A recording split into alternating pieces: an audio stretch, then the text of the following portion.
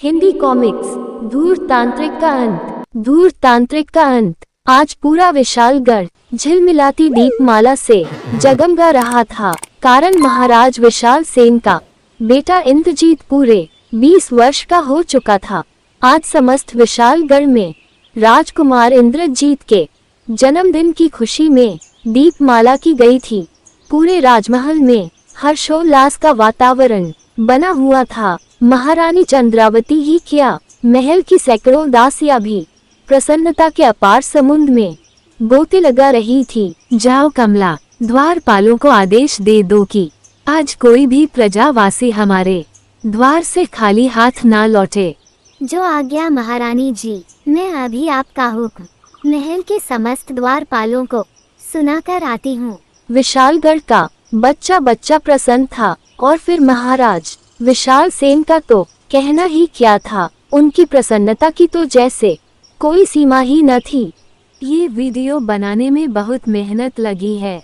ऐसी वीडियो देखने के लिए वीडियो लाइक और सब्सक्राइब करके हमारे साथ जुड़े रहे। प्रणाम पिताश्री। जुग जुग जियो मेरे बच्चे, ईश्वर करें मेरी उम्र भी तुम्हें लग जाए। अगर आप क्षमा करें तो एक प्रश्न पूछूं पिताजी? हाँ क्यों नहीं, एक क्या हमसे 100 प्रश्न पूछो। आज के दिन हम किसी से भी अप्रसन्न नहीं होते। राजकुमार इंद्रजीत ने अपनी बात पूरी की। मैं आज 20 वर्ष का हो गया हूँ। हर साल मेरा जन्मदिन मनाया जाता है, लेकिन इस बार मैं देख रहा हूँ कि मेरे इस 20वें जन्मदिन पर कुछ विशेष बात अवश्य है। राजकुमार इंद्रजीत का प्रश्न सुन नाराज न होने का वचन देने वाले विशाल सेन के माथे पर बल पड़ गए। उन्होंने राजकुमार को प्यार से डांटते हुए कहा, राजकुमार अभी तुम बच्चे हो और हर बात बच्चों के जानने की नहीं हुआ करती। आज के बाद ये प्रश्न किसी से भी नहीं पूछोगे। क्षमा करें पिताजी, मैंने तो यूं ही पूछ लिया था। अगर आप नहीं बताना चाहो तो जाने दीजिए। फिर राजकुमार इंद्रजीत महल से बाहर निकल गया। अभी ये सब खुशियाँ यूं ही चल रही थी कि अरे आग, अरे भागो, आसमान से आग बरस रही है। विशालगढ़ के लोगों में भगदड़ मच गई। बचाओ। लेकिन इससे पहले कोई बचकर भाग पाता कि आकाश से बरसती आग ने अपना साम्राज्य चारों तरफ फैला दिया। आकाश से बरसती आग देखकर महाराज विशाल सेन किसी अज्ञात आशंका से बुरी तरह कांप उठे। नहीं, ऐसा नहीं हो सकता। राक्षस जीवित नहीं हो सकता। महाराज विशाल सेन को ज्यादा नहीं सोचना पड़ा। एक भयंकर अट्टहास ने उन्हें बुरी तरह चौंका दिया। हाँ, कौन हो तुम? घबराकर महाराज ने इधर उधर देखा। तभी सामने आकाश में एक आकृति देखकर वे आश्चर्यचकित रह गए। हाँ, वाह, क्या जबरदस्त स्मरण शक्ति है।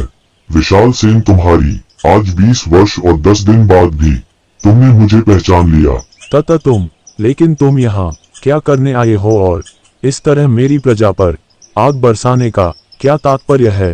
हाँ विशाल सेन, मैं यहाँ तुम्हें तुम्हारा वचन याद दिलाने आया हूँ। और आग बरसाने का तात्पर्य यह है कि मैं तुम्हें दिखाना चाहता हूँ कि धूर्तांत्रिक अभी भी उसी तरह शक्तिशाली है जैसा आज से 20 वर्ष पहले था। और अब अगर तुम चाहते हो कि मैं तुम्हारे राज्य पर विनाश ना करूं तो आप भोर होने से पहले ही तुम राजकुमार इंद्रजीत को लेकर नगर से बाहर शमशान में आ जाओ। नहीं, मैं ऐसा नहीं कर सकता। हरगिज नहीं कर सकता। ऐसा तो तुम्हें करना ही होगा, क्योंकि तुम्हारे पुत्र की बाली देने के बाद ही मुझे वह शक्ति प्राप्त होगी जिसके बल पर मैं पूरे विश्व को जीतकर रहूंगा। अरे आग समाप्त। आसमान से आग बरसना तो समाप्त हो गया, मगर महाराज विशाल सेन की चिंता अभी समाप्त नहीं हुई थी। ओह ये क्या भगवान, मैं तो समझा था कि धूर्तांत्रिक दोबारा नहीं आएगा, लेकिन ये तो राजकुमार को मांगने फिर आ गया। एक मनुष्य ऐसा भी था जो अब महाराज की चिंता के विषय में जानता था, और वह था राजकुमार इंद्रजीत, जो तभी से खड़ा महाराज की बातें सुन रहा था जब महाराज धूर्तांत्रिक से बातें कर रहे थे। ओह तो ये है चिंता। पिताजी तभी मुझसे कुछ बताना नहीं चाहते थे। मुझे इसी तरह छिपकर सारी बातों का पता लगाना होगा। उसी रात भोर होने से पहले महाराज विशाल सेन किसी को बिना बताए अपने घोड़े पर सवार होकर नगर से बाहर चल पड़े। लेकिन उन्हें ये मालूम नहीं था कि राजकुमार इंद्रजीत भी अपने घोड़े पर सवासाई की तरह उनके पीछे है। नगर से बाहर शमशान में पहुंचकर महाराज विशाल सेन घोड़े से उतरे। तांत्रिक पहले से ही मौजूद था। देखो तांत्रिक, मैं तुम्हें यहाँ ये बताने आया हूँ कि मैं अपना वचन पूरा नहीं कर सकता। चाहे मेरी जान ले लो मगर मेरे पुत्र की जान मत लो। आओ आओ विशाल सेन, हमारे इस लाशों के दरबार में तुम्हारा स्वागत है। राजकुमार कहाँ है? हाँ हाँ, तुम्हारे प्राण लेने होते तो आज से कई वर्ष पहले ही ले लेता, मगर मुझे शुभ नक्षत्र में पैदा तुम्हारे पुत्र की आवश्यकता है, समझे? विशाल सेन तांत्रिक के सामने गिड़गिड़ाने लगे। देखो तांत्रिक, तुम मेरा राज्य ले लो, मेरा सारा खजाना ले लो, मगर मेरे पुत्र को छोड़ दो।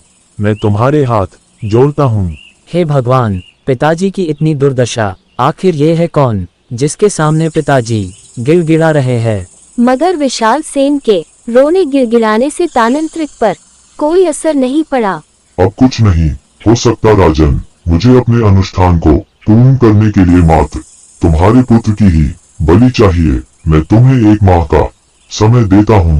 1 माह बाद मैं फिर आऊंगा और तुम्हारे पुत्र को अपने साथ ले जाऊंगा। इतना कहकर धूर्त तांत्रिक धीरे धीरे अदृश्य होता चला गया। रुक जाओ धूर्त तांत्रिक, रुक जाओ। महाराज विशाल सेन ने उसे रोकने की बहुत कोशिश की, लेकिन वह नहीं रुका। फिर विशाल सेन धीरे धीरे चलते हुए अपने घोड़े की तरफ बढ़ा। यही अवसर है, मुझे पिताजी की सारी बातें मालूम करनी चाहिए। ऐसा सोचकर राजकुमार पेड़ की ओट से बाहर आया और विशाल सेन के सामने आकर खड़ा हुआ। राजकुमार, तुम यहाँ? हाँ पिताजी, मैं आपके पीछे ही यहाँ तक पहुँचा हूँ। अब मैं आपके और धूर्त तांत्रिक के बीच हुई सारी बातें जानता हूँ। अब तो आपको मुझे बताना ही होगा कि ऐसी आपकी क्या विवशता है कि आप उस नीच मनुष्य के आगे गिड़गिड़ा रहे थे। आखिर वो है कौन और वो मुझे आपसे बार बार क्यों मांग रहा है? मैं तुम्हें कुछ बताना नहीं चाहता था, मगर अब जब तुम सब कुछ जान ही चुके हो तो मैं तुम्हें सारी बातें विस्तार पूर्वक बताता हूँ। बात उस समय की है जिस दिन तुम्हारा जन्म हुआ था। एक बहुत ही विशेष नक्षत्र में तुम्हारा जन्म हुआ था। उस दिन हम बहुत खुश थे। कितना रूपवान पुत्र है हमारा, कितना तेज है इसके चेहरे पर, है ना महाराज? होगा क्यों नहीं महाग्नि, आखिर पुत्र किसका है? और फिर इसका जन्म ऐसे विशेष नक्षत्रों में हुआ है कि बड़ा होकर यह हमारा नाम खूब रोशन करेगा। अभी हम इसी खुशी में झूम रहे थे कि एक सैनिक हड़बड़ाता हुआ हमारे कक्ष में प्रविष्ट हुआ। गजब हो गया महाराज, आसमान से चमत्कारी ढंग से आग बरस रही है। क्या हुआ सैनिक, तुम इतने घबराए हुए क्यों हो? हम सैनिक की बात सुनकर आश्चर्यचकित रह गए। क्या आसमान से आग? हमने महारानी के साथ महल के परकोटे की तरफ दौड़ लगा दी। महल के परकोटे पर पहुंचकर बाहर का दृश्य देख हम जड़ से बने खड़े रह गए। विचित्र, एकदम विचित्र। लेकिन ये सब हो कैसे रहा है? कौन कर रहा है ये? अभी हम इसी अधेड़ वन में खड़े थे कि हमारे पास ही परकोटे पर एक धमाका हुआ। अरे बलराम! चारों तरफ घना सा धुआं छाने लगा। धुआं जब छटा तो हमने देखा कि एक विचित्र आकृति वाला मनुष्य पास ही खड़ा है। कौन हो तुम? मैं इस संसार का सबसे शक्तिशाली तांत्रिक हूँ और तुम्हारे पास एक विशेष कारण से आया हूँ। मैं पूरे संसार का विजेता बनने के लिए एक महायज्ञ करना चाहता हूँ। उस महायज्ञ में बलि देने के लिए मुझे एक ऐसे 20 वर्षीय युवक की आवश्यकता है जो ऐसे समय में पैदा हुआ हो जब सूर्य ग्रह एक ही सीध में हो, और ऐसा हजारों साल में एक बार होता है। तुम्हारे पुत्र का जन्म ऐसे ही नक्षत्र में हुआ है, इसलिए मुझे अपना यज्ञ पूरा करने के लिए तुम्हारे उस नवजात शिशु की जरूरत है। मैं इसे 20 वर्ष पालूंगा और समय आने पर उसकी बलि यज्ञ में दूंगा। धूर्त तांत्रिक की बात सुनकर मुझे क्रोध आ गया। कैसी बातें कर रहा है दुष्ट, चला जा यहाँ से, करना मैं अभी तेरी गर्दन काट के रख दूंगा। मेरी बात सुनकर धूर्त तांत्रिक ने एक ठहाका लगाया और बोला, हा, तुम ऐसा नहीं कर सकते राजन। मैंने यहाँ आने से पहले तेरे पुत्र की जन्म कुंडली अपनी शक्ति से पढ़कर उसके प्राण अपने इस दंड में सुरक्षित कर लिए हैं। अगर तुमने मेरे साथ कुछ अप्रिय किया तो मैं मंत्रों शक्ति से इस दंड में आग लगा दूंगा और इस दंड में आग लगते ही तुम्हारे पुत्र के प्राण पखेरु उड़ जाएंगे। हा। धूर्त तांत्रिक की बात सुन हम घबरा गए। नहीं धूर्त तांत्रिक, तुम ऐसा नहीं कर सकते। तुम हमारे पुत्र को नहीं ले जा सकते। अगर तुम नहीं चाहते कि मैं तुम्हारे पुत्र को यही खत्म कर दूं तो मुझे इसे ले जाने दो। तुम ये सोचकर प्रसन्न हो लेना कि तुम्हारा ये पुत्र मेरे पास 20 वर्ष पलेगा। हमने उसे लाख समझाने की कोशिश की मगर वह नहीं माना। तभी महारानी बोल उठी, कहो क्या कहना चाहती हो। देखिए मेरे पुत्र को अगर तुम ले ही जाना चाहते हो तो ले जाओ। मैं अपने पुत्र को मरता हुआ नहीं देख सकती, लेकिन एक विनती अगर आप मेरी भी सुन ले तो अति कृपा होगी। तुम इस बालक को ले जाकर 20 वर्ष पालोगे, तब जाकर ये तुम्हारे बलि लायक बनेगा। अगर आप इसे 20 वर्ष के बाद ही हमसे लेने आ जाएं तो कैसा रहेगा? बलि तैयार मिलेगी और इधर हम इसे 20 वर्ष का पालकर ये संतोष कर लेंगे कि विद्याता ने हमारे पुत्र की उम्र 20 वर्ष की ही लिखी थी। महारानी की बात सुनकर वह दृष्ट थोड़ी देर सोच में खड़ा रहा, फिर बोला, ठीक है वैसा ही सही, लेकिन एक ध्यान रखना, अगर तुमने किसी ने भी मुझसे कोई चालाकी की तो मैं इस दंड में बसे हुए बालक के प्राण जलाकर समाप्त कर दूंगा। मैं ठीक 20 वर्ष बाद फिर आऊंगा अपनी बलि लेने। हा।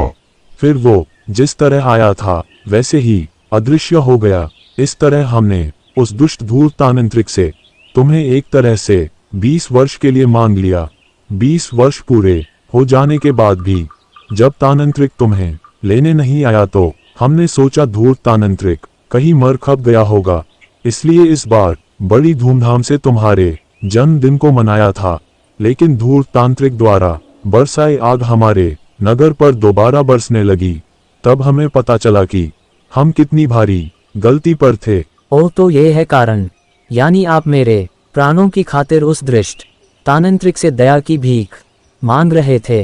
अपनी संतान की खातिर सब कुछ करना पड़ता है पुत्र। चूंकि तुम्हारे प्राण उस तांत्रिक के हाथ में थमे दंड में बसे है, इसलिए हमें ये सब करना पड़ा। अब को ये सब करने की जरूरत नहीं पिताजी, मैं खुद ही उस दुष्ट से अपने प्राणों की रक्षा करूंगा। तुम लेकिन किस तरह? वह तांत्रिक बहुत चतुर है। वो सब मैं कर लूंगा पिताजी, आप बस इतना करें कि इस बार जब तांत्रिक आए तो सहर्ष मुझे उसके साथ भेज देना, मैं खुद देख लूंगा। सबसे पहले मुझे धूर्त तांत्रिक के हाथों में थमे उस दंड को प्राप्त करना है जिसमें मेरे प्राण बसे हैं। एक बार दंड हाथ में आ जाए फिर देखूंगा कि वो कितना चतुर है। फिर महाराज विशाल सेन और राजकुमार इंद्रजीत वापस राजमहल की तरफ चल दिए और ठीक 7 दिन के बाद। कहो राजन, तैयार है ना मेरी बलि? हाँ तांत्रिक, तुम मेरे प्रिय पुत्र इंद्रजीत को अपने साथ ले जा सकते हो। महाराज विशाल सेन ने इंद्रजीत को अपने पास बुलाकर कहा, जाओ पुत्र, आज से बाद तुम्हें इन्हीं के साथ रहना होगा। जी पिताजी। फिर धूर्त तांत्रिक सबको उदास छोड़कर राजकुमार को लेकर अदृश्य होता चला गया। हे ईश्वर, मेरे पुत्र की रक्षा करना। कुछ ही पलों बाद धूर्त तांत्रिक राजकुमार को लेकर वियावान जंगल में एक खोपड़ी नुमा गुफा के सामने था। राजपुत्र, अब यही तुम्हारा निवास स्थान है, तुम्हें यही रहना होगा। जैसी आपकी इच्छा महानुभाव। गुफा में घुसते धूर्त तांत्रिक और राजकुमार अपने अपने विचारों में डूबे हुए थे। आज से ठीक 4 दिन बाद चंद्र की पूर्णमासी को मैं इसकी बलि दूंगा। इसकी बलि चढ़ाते ही देवता से एक ऐसा वरदान मिलेगा जिससे मैं पूरे विश्व का सम्राट बनूंगा। मुझे इसकी कोई कमी तलाश करनी होगी जिससे इसको वश में किया जा सके। ये सब मुझे शीघ्र ही करना होगा। चतुर तांत्रिक इंद्रजीत को बहुत अच्छी तरह से रख रहा था। वह उसकी हर इच्छा पूरी करता था। अच्छे से अच्छा खाने को देता था। 2 दिन बाद धूर्त तांत्रिक को किसी काम से बाहर जाना पड़ गया। वह राजकुमार से बोला, देखो राजकुमार, मैं किसी काम से जा रहा हूँ, तुम यही रहना। मैं तुम्हारी देखभाल करने के लिए गुफा के द्वार पर अपना एक सेवक छोड़े जा रहा हूँ। मैं कल तक वापस आऊंगा। इस बीच तुमने अगर निकलने की कोशिश की तो मेरा सेवक तुम्हें समाप्त कर देगा। जी महानुभाव, आप निश्चिंत होकर जाइए, मैं इस गुफा से निकलने की चेष्टा नहीं करूँगा। इतना कहकर तांत्रिक अदृश्य होता चला गया। अब गुफा में अकेला बैठा राजकुमार इंद्रजीत सोच रहा था, मुझे इसी गुफा में रहकर ही कुछ करना होगा। ऐसा सोचकर मार उस लंबी डरावनी गुफा में बढ़ता चला गया। इस गुफा में आगे जाकर देखता हूँ, शायद कोई महत्वपूर्ण सूत्र हाथ लगे। बहुत देर तक राजकुमार इंद्रजीत उसी लंबी गुफा में आगे बढ़ता चलता रहा। गुफा में आगे बढ़ते एक जगह एक विशाल मजबूत लोहे का दरवाजा देख इंद्रजीत चौंक पड़ा। इस गुफा में यह लोहे का विशाल दरवाजा, इसका यहाँ होने का क्या कारण हो सकता है, देखना चाहिए। ऐसा सोचकर राजकुमार ने उस लोहे के दरवाजे को खोलने के लिए धकेलना शुरू कर दिया। उफ, बहुत भारी है। आखिर अथक परिश्रम के बाद राजकुमार उस दरवाजे को खोलने में सफल हो गया। दरवाजा खुलते ही एक तेज बदबू का झोंका राजकुमार की नाक से टकराया। आगे बढ़कर देखना होगा। उफ, बड़ी तीखी बदबू आ रही है अंदर से। ऐसा लगता है जैसे वहाँ हजारों मनुष्यों के शरीर सड़ गए हो। हिम्मत कर राजकुमार उस दरवाजे के अंदर आगे बढ़ता चला गया। ज्यों ज्यों राजकुमार आगे बढ़ता जाता त्यों त्यों बदबू का झोंका तेज होता जाता। राजकुमार अपनी नाक को अपने हाथों से दबाए आगे बढ़ता जा रहा था। थोड़ी दूर चलने के बाद ही जो दृश्य राजकुमार मार की आंखों ने देखा, उसे देखते ही राजकुमार इंद्रजीत जैसों के भी रोंगटे खड़े हो गए। हे भगवान, इतने सारे मानव शरीर, तो ये दुर्गंध यहाँ से आ रही थी। राजकुमार तेजी से पलट कर चलने का हुआ। इसके पहले वह पलटता, ठहरो, पीछे मत मुड़ना। अरे, ये आवाज कैसी? मार ने वही खड़े खड़े इधर उधर देखा, मगर उसे कुछ भी दिखाई न दिया। क कौन हो तुम? आवाज एक बार फिर गूंजी। मैं तुम्हारे सामने बाईं ओर रस्सी के सहारे छत से लटका कंकाल बोल रहा हूँ। मेरी तरफ देखा, मगर इतना याद रखना कि पीछे मत पलटना, वरना तुम्हारा भी यहाँ पड़े शवों जैसा ही हाल होगा। राजकुमार ने बिना पलटे अपने बाएं ओर नजर दौड़ाई तो उसे रस्सियों के सहारे छत से लटका कंकाल दिखाई दिया। मैं आचार्य मुनीश्वर हूँ, कभी तांत्रिक का गुरु हुआ करता था। आप कौन है और आपकी ये दशा किसने की? कंकाल की बात सुनकर राजकुमार चौंका। क्या आप धूर्त तांत्रिक के गुरु? आपकी ये दशा किस दुष्ट ने की? धूर्त तांत्रिक ने। परंतु क्यों? आप तो उसके गुरु थे। गुरु से समस्त तांत्रिक विद्या प्राप्त कर दुष्ट तांत्रिक ने विश्व का सम्राट बनने की सोची। मैंने उसे लाख समझाया कि मैंने तुम्हें मानवता की भलाई के लिए तांत्रिक विद्या सिखाई है, ना कि मानवता के नुकसान के लिए। मगर मेरे लाख समझाने के बाद भी जब धूर्त तांत्रिक नहीं माना तो मैंने उसकी समस्त तांत्रिक शक्ति वापस लेने का निर्णय किया। परंतु न जाने कैसे उसे मेरी बात की खबर मिल गई और एक दिन वह मुझे बहलाकर यहाँ ले आया और यहाँ लाकर उसने मुझे धोखे से गले में फंदा डालकर मुझे यहाँ लटका दिया और मेरे प्राणों को अपने दंड में सुरक्षित कर दिया और वापस चला गया। उसके बाद वह देवता को 51 बलि देकर विश्व सम्राट बनने की तैयारी करने लगा। चूंकि देवता ने उसके सामने आखिरी बलि के लिए एक ऐसे 20 वर्षीय युवक की बलि की शर्त रखी थी जिसने उस समय जन्म लिया हो, जहां सारे ग्रह एक सीध में हो। इसलिए 50 बलि देने के बाद धूर्त तांत्रिक तुम्हारे जवान होने की प्रतीक्षा करने लगा। अब जब तुम्हें वह यहाँ ले आया तो परसों पूर्णिमा के दिन वह तुम्हारी बलि देकर देवता के सामने प्रसन्न कर विश्व सम्राट बन जाएगा। जब कंकाल अपनी बात कहकर चुप हुआ तो राजकुमार बोला, नहीं मुनीश्वर, मैं इतनी आसानी से उस दृष्ट की बलि नहीं बनूंगा। उसे समाप्त करने की पूरी चेष्टा करूंगा। शाबाश राजकुमार, मैं तुम्हारी बहादुरी से बहुत प्रसन्न हूँ और अगर तुम हिम्मत करो तो मैं तुम्हें धूर्तांत्रिक को समाप्त करने का तरीका बता सकता हूँ। आप मुझे बताइए मुनिकर, मैं अपने प्राणों की तनिक भी चिंता न करते हुए धूर्तांत्रिक की मृत्यु को ढूंढ कर लाऊंगा।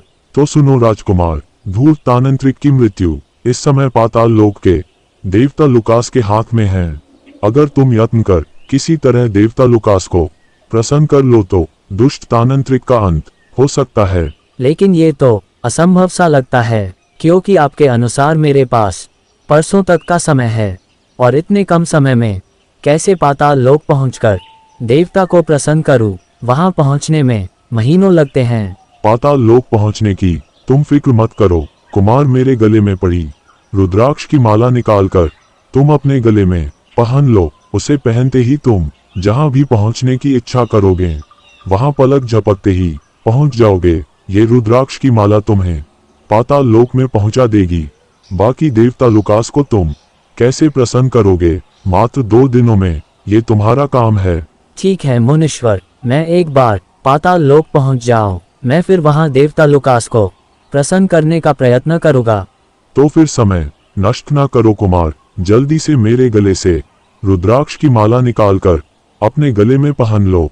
जो आज्ञा मुनिवर। राजकुमार ने तुरंत ही कंकाल के गले में से रुद्राक्ष की माला निकाल अपने गले में डाल दी और उसको आदेश दिया, हे पवित्र रुद्राक्ष की माला, मुझे पाताल लोक ले चलो। तुरंत ही राजकुमार को ऐसा लगा जैसे उसकी आंखें बंद हो गई हो। जब उसकी आंखें खुली तो उसने अपने आप को उड़ते हुए पाया। आकाश में उड़ते उड़ते इंद्रजीत ने नीचे की तरफ झांका। इतनी ऊंचाई से पेड़ पौधे पर्वत कितने छोटे छोटे दिख रहे हैं। तभी राजकुमार नीचे का दृश्य देखकर चौंक पड़ा। सिंह से जूझ रहा है। अगर मैंने तुरंत ही उसकी मदद नहीं की तो सिंह उसे मार डालेगा। मुझे इसकी मदद करनी ही होगी। ऐसा सोच मार इंद्रजीत ने रुद्राक्ष की माला को आदेश दिया, हे पवित्र रुद्राक्ष की माला, मुझे पृथ्वी पर ले चलो। आदेश पाते ही रुद्राक्ष की माला ने उसे नीचे उतारना शुरू कर दिया। कुछ पलों में राजकुमार उस जगह उतर चुका था जहां एक वृद्ध व्यक्ति सिंह से जूझ रहा था। अरे ये तो कोई वृद्ध व्यक्ति लगता है। सिंह ने क्या दशा बना दी है बेचारे की। राजकुमार तुरंत अपनी कटार निकाल उस व्यक्ति को बचाने सिंह से जूझ पड़ा। जल्द ही खचाक उफ, बड़ा शक्तिशाली सिंह था। अब मुझे उस वृद्ध की खबर लेनी चाहिए। राजकुमार तुरंत ही पीड़ा से करहराते हुए उस वृद्ध के पास पहुंचा। आप ठीक तो हैं बाबा? हाँ बेटा, मैं अब ठीक हूँ।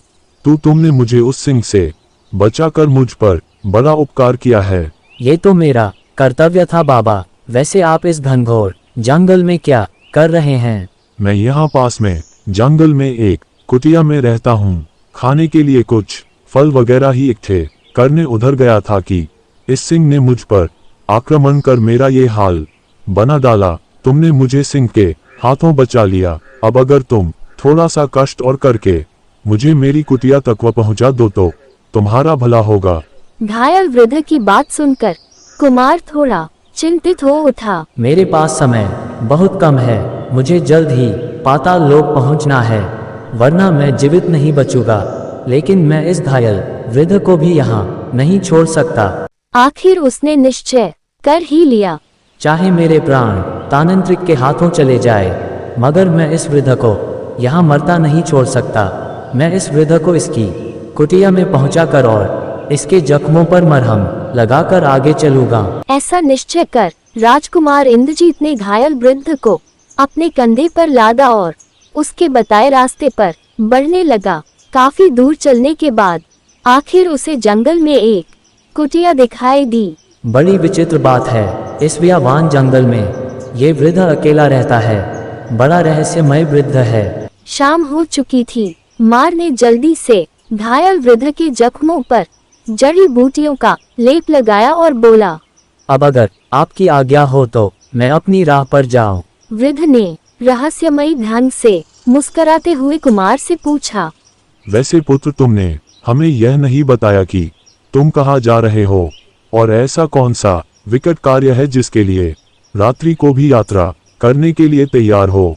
मेरे पास समम कम है, क्योंकि मुझे रात ही पाताल लोक पहुंचकर देवता लुकास को प्रसन्न कर तांत्रिक की मृत्यु का कारण पूछना है। वृद्ध ने उसी तरह मुस्कुरा कर कहा, ओह, तुम देवता लुकास से मिलने जा रहे हो, लेकिन कुमार अगर तुम्हें देवता लुकास यही दर्शन दे दे तो? बुद्ध की बातें सुन मार बुरी तरह चौंका। क्या देवता लुकास और यहाँ पर? मार का इतना कहना था कि चारपाई पर लेटा घायल वृद्ध का शरीर धुएं में परिवर्तित होने लगा और अब साक्षात देवता लुकास उसके सामने खड़े थे। देवता लुकास, आप? हाँ वत्स, हम जानते थे कि तुम हमारे पास हमें प्रसन्न करने के लिए जा रहे थे, इसलिए हम रूप बदलकर तुम्हारी परीक्षा लेने आ पहुँचे। हम जानना चाहते थे कि तुम हमें प्रसन्न करने आए हो या नहीं। जिस सिंह से तुमने हमें बचाया था वह सिंह और कोई नहीं बल्कि हमारी सवारी ही था। राजकुमार ने देवता लुकास के सामने नतमस्तक होकर पूछा, तो देवता कृपा करके आप मुझे बताइए कि आपकी परीक्षा में मैं खरा उतरा हूँ या नहीं।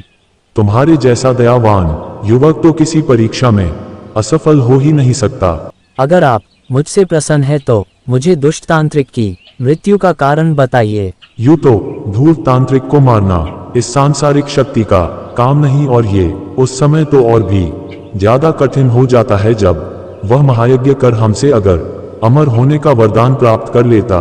इसलिए हमने उसे हमसे वरदान प्राप्त करने के लिए एक ऐसे 20 वर्षीय मनुष्य की बलि मांगी जो एक विशेष नक्षत्रों में पैदा हुआ हो, क्योंकि हम जानते थे कि इस नक्षत्र में पैदा हुआ मनुष्य इतना विलक्षण बुद्धि वाला व साहसी होगा कि वह आसानी से धूर्त तांत्रिक के हाथों नहीं मर सकता। हमने धूर्त तांत्रिक को ये भी कहा था कि उसी नक्षत्र वाला मनुष्य तुम्हारी मृत्यु का कारण भी बनेगा, इसलिए उस मनुष्य को संभाल कर रखना। तभी तो तांत्रिक ने तुम्हारे प्राणों को मंत्रों द्वारा अपने दंड में सुरक्षित कर रखा है। तुम्हें उसको मारने से पहले अपने प्राणों को सुरक्षित करना होगा। आप उसकी चिंता ना करें देवता, मैं किसी भी तरह दुष्ट तांत्रिक को समाप्त करने से पहले उस दंड को उससे ले लूंगा जिसमें मेरे प्राण सुरक्षित है। लुकास देवता ने अपना हाथ ऊपर उठाया तो एक तलवार प्रकट हुई। ये चमत्कारी तलवार ले जाओ, इससे धूर्त तांत्रिक को उसी समय मारा जा सकता है जब वो हमारी आराधना करने के लिए हवन की पवित्र अग्नि प्रज्वलित करेगा। वह तुम्हारी बलि देने के लिए तुम्हें आग के ऊपर झुकने को कहेगा, मगर तुम इस तरह की हरकत करना कि वह किसी तरह खुद पवित्र यज्ञ की अग्नि पर आकर झुक जाएं, और जब को ऐसा करें तुम उसी समय इस तलवार का वार उसकी गर्दन पर कर देना। राजकुमार के हाथों में तलवार थमा कर देवता लुकास अंतर्ध्यान हो गए। जाओ, तुम्हारा कल्याण हो। तलवार हाथ में आते ही राजकुमार ने समय गंवाना उचित ना समझा और तलवार को अपने कपड़ों में छिपाकर रुद्राक्ष की सहायता से वापस उड़ चला और वापस वहीं पहुंचा जहां मुनीश्वर का कंकाल रस्सी के सहारे छत से लटका था। प्रणाम मुनिवर। आओ कुमार, आओ। तुम्हारे चेहरे पर खिली प्रसन्नता बता रही है कि तुम सफल होकर लौटे हो। हाँ मुनिवर, आपके आशीर्वाद से मैं सफल होकर ही लौटा हूँ। देवता लुकास ने मुझे अपनी पवित्र तलवार दी है जिससे धूर्त तांत्रिक का वध होगा। फिर राजकुमार ने सारी बातें विस्तार पूर्वक मुनीश्वर को कही। ठीक है कुमार, अब तुम वापस अपने स्थान पर चले जाओ। भोर होने वाली है। धूर्त तांत्रिक अब किसी भी समय वापस आ सकता है। अगर वह तुम्हें अपने स्थान पर नहीं पाएगा तो क्रोधित हो उठेगा। जैसी आज्ञा मुनिवर। फिर राजकुमार ने मुनीश्वर के द्वारा दी गई रुद्राक्ष की माला वापस कंकाल के गले में डाल दी और बिना पलटे उल्टे पैर वापस आया। भोर होते ही धूर्त तांत्रिक वापस आ पहुंचा। राजकुमार को उसी स्थान पर पाकर बहुत खुश हुआ। तू तो बड़ा आज्ञाकारी है रे कुमार। चिंता मत कर, कल हम तुझे हर दुख से मुक्त कर देंगे, क्योंकि कल पूर्णमासी है ना। मुक्त तो मैं तुझे करूँगा दुष्ट। अगले दिन पूर्णमासी को सुबह ही धूर्त तांत्रिक ने राजकुमार से कहा, जाओ कुमार, पास ही नदी पर जाकर खूब अच्छी तरह से स्नान कर आओ। लेकिन महानुभाव, नदी पर स्नान कैसे किया जाता है मुझे तो मालूम नहीं। अगर आप मुझे बतला दे तो आपकी अति कृपा होगी। अरे मूर्ख, तुझे नदी पर स्नान करना भी नहीं आता। चल मैं तुझ स्नान करना सिखाता हूँ। चलो महानुभाव। तांत्रिक राजकुमार को नदी पर ले गया और खुद नदी में घुसकर राजकुमार को स्नान करने का तरीका बताने लगा। देख इस तरह करते हैं नदी में स्नान। फिर स्नान करने के बाद देखो कुमार, अब तुम देवता के सामने प्रार्थना करो। राजकुमार ने फिर मन ही मन मुस्कुराते हुए तांत्रिक से कहा, मुझे तो पता नहीं महानुभाव की देवता के सामने प्रार्थना कैसे की जाती है। अरे तू तो बिल्कुल मूर्ख है। तुझे ये भी नहीं पता कि देवता से प्रार्थना किस तरह की जाती है। देख इस तरह करते हैं देवता से प्रार्थना और कहते हैं कि देवता हमारी आत्मा को शांति दे। फिर राजकुमार ने भी धूर्त तांत्रिक के बताए अनुसार प्रार्थना की। हे देवता, हमारी आत्मा को शांति दे। अब थोड़ी देर बाद मैं इसकी बलि देवता के आगे चढ़ा दूंगा और फिर देवता से वरदान मांगकर विश्व सम्राट बन जाऊंगा। हा हा हा। धूर्त तांत्रिक राजकुमार को हवन कुंड के पास ले गया और बोला, अब मेरी तरह तुम भी दूसरी तरफ पालथी मारकर बैठ जाओ। मैं हवन कुंड में अग्नि प्रज्वलित करता हूँ। जी महानुभाव। राजकुमार हवन कुंड के दूसरी तरफ पालथी मारकर बैठ गया और सोचने लगा। अब मुझे सतर्क रहना चाहिए। हवन कुंड में अग्नि प्रज्वलित होते ही यह मेरी बलि देने का प्रयत्न करेगा। धूर्त तांत्रिक ने हवन कुंड में अग्नि प्रज्वलित कर उसमें हवन सामग्री डालनी शुरू कर दी। हवन सामग्री डालते हुए धूर्त तांत्रिक मंत्रोच्चारण भी करता जा रहा था। ओम भू स्वाहा। ओम भू स्वाहा। थोड़ी देर मंत्रोच्चारण करने के बाद धूर्त तांत्रिक राजकुमार से बोला, मार, इधर आकर अग्नि के ऊपर झुककर अग्नि देवता को प्रणाम करो। आया महानुभाव। राजकुमार ने धूर्त तांत्रिक के पास आकर पूछा, लेकिन महानुभाव, आपने मुझे ये तो बताया ही नहीं कि मैं अग्नि कुंड पर किस तरह झुककर अग्नि देवता को प्रणाम करूं। मार के बार बार पूछने पर तांत्रिक पहले ही गुस्से में आया हुआ था। इस बार पूछने पर उसका गुस्सा 7वें आसमान पर पहुंच गया। मूर्ख, क्या हर चीज तुझे मुझे ही बतानी होगी? ले पकड़ दंड। मैं तुझे बताता है कि कैसे झुका जाता है अग्नि के ऊपर। झुझलाते हुए तांत्रिक ने वह दंड राजकुमार को थमा दिया और दंड हाथ में आते ही राजकुमार ने अपने कपड़ों में छिपी देवता लुकास की तलवार निकाल ली। उधर धूर्त तांत्रिक अग्नि पर झुककर प्रणाम करने की विधि बता रहा था। यही मौका है कुछ कर गुजरने का। देखो, ऐसे पहले दोनों हाथों में जोड़ा और फिर शीश को झुकाते हुए अग्नि देवता की वंदना करो। राजकुमार ने देवता लुकारा की तलवार संभाली और अग्नि कुंड पर झुके हुए धूर्त तांत्रिक के सर पर एक भरपूर वार कर दिया। खचाक। आ तलवार का भरपूर वार होते ही दुष्ट तांत्रिक का सर धड़ से अलग होकर हवन कुंड की अग्नि में गिर गया। अग्नि कुंड में दुष्ट तांत्रिक का सिर गिरते ही आग तेजी से विशाल रूप धारण कर ऊपर की ओर उड़ी और फिर शांत हो गई। उसमें से एक आवाज उभरी, तू धन्य है मार इंद्रजीत। तूने आप अपनी बुद्धि और साहस के बल पर एक ऐसे दुष्ट का नाश कर दिया जो आने वाले समय में पूरे ब्रह्मांड पर सम्राट बनने वाला था। प्रणाम अग्नि देवता।